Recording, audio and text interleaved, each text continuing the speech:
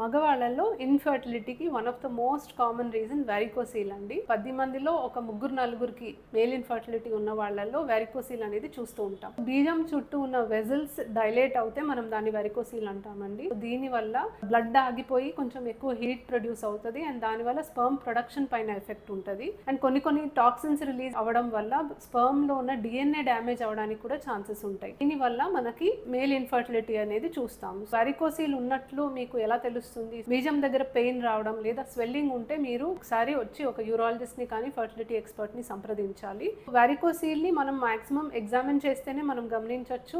కొన్నిసార్లు మనం స్కాన్ చేసినా తెలుస్తుంది. 4 గ్రేడ్స్ ఉంటాయండి. First and second grade varicocele usually ఎక్కువ ప్రాబ్లం ఉండదు. వీళ్ళు న్యాచురల్ గా ట్రై చేసుకోవచ్చు. లేకపోతే ఒకవేళ స్పర్మ్ కౌంట్ అండ్ మొటిలిటీ తగ్గితే IUI ద్వారా మీరు ట్రీట్మెంట్ తీసుకోవచ్చు.